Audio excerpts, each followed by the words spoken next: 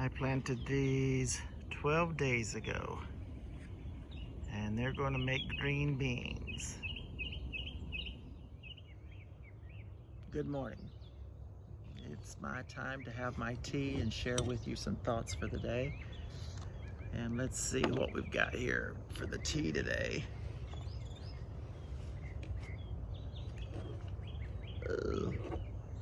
It looks like we have some Joie Goulan.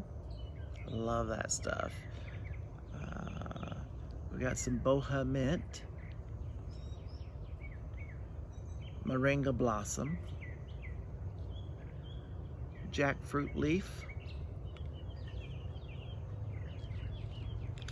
and some Butterfly Vine Blossom. And we just put them all in the little French press. We scald it with hot water.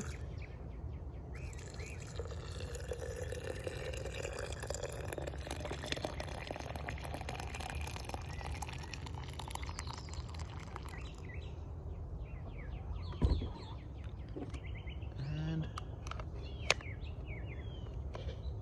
we let it steep for a while.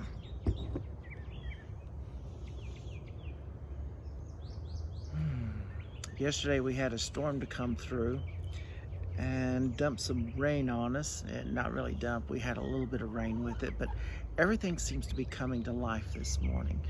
The birds are singing and the flowers have all bloomed out. I planted some beans 12 days ago, 12 days, and they were in the opening of this video.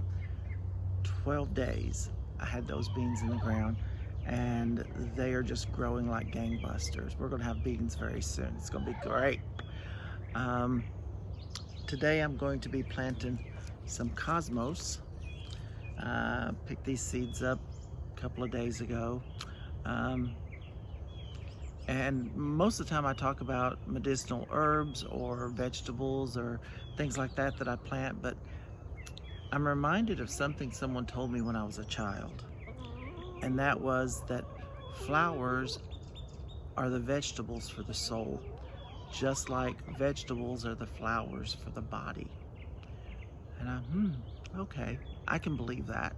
So I'm planting some flowers today. They'll go with the zinnias and the marigolds and such that I've already planted. And well, some of the flowers that I have around here are medicinal flowers too. I planted them more for medicine for the body than medicine for the soul, but they're still growing. And I also have some bougainvillea behind me, which is also just a flower for the soul. Beautiful flowers, but you want to stay away from the bougainvillea or it'll get you. We're going through a transition right now.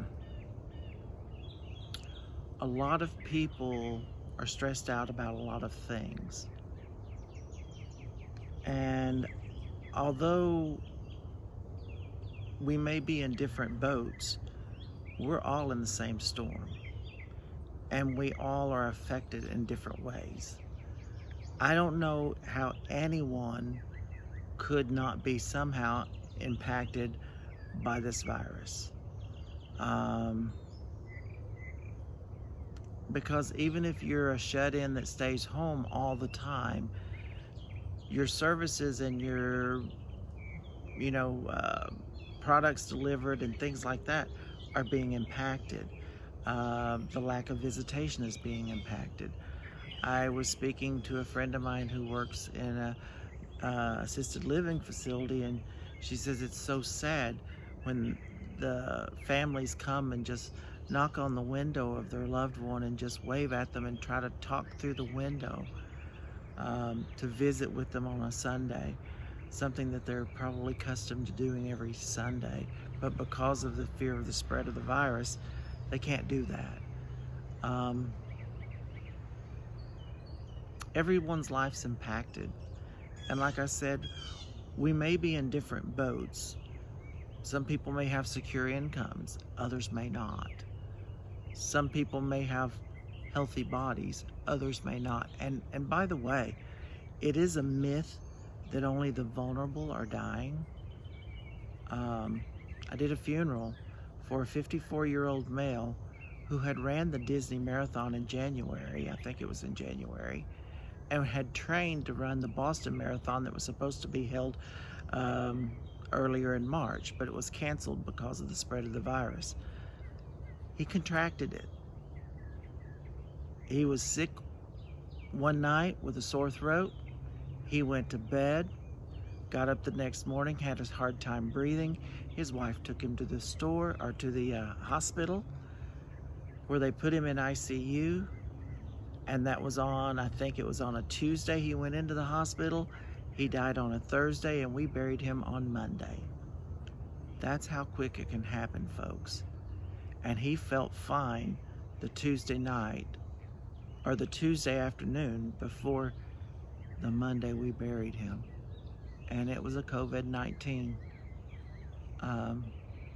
infection that killed him. It can happen. He's in much better shape than I am, and he's dead.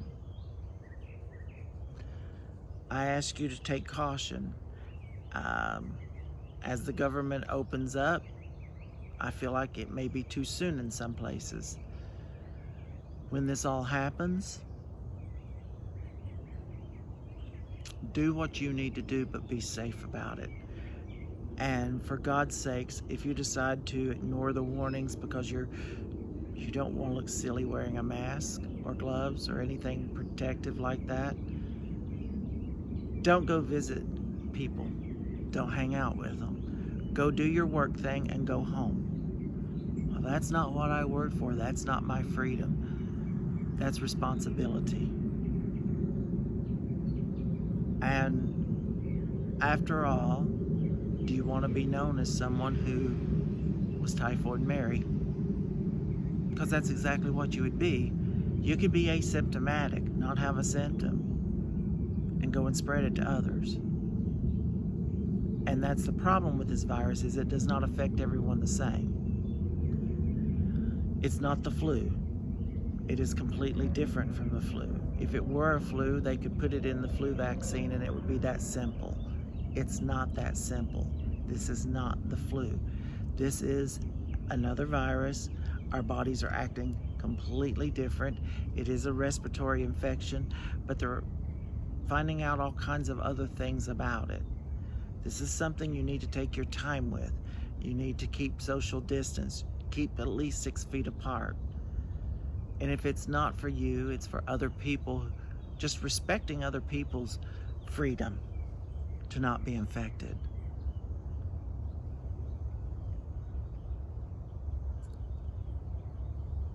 It's a matter of respecting other people at this point. And that's a place that we are. I feel like that everyone is worthy of that respect.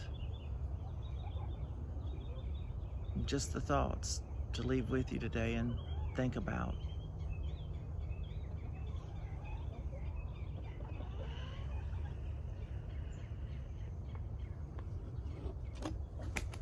While I have my tea.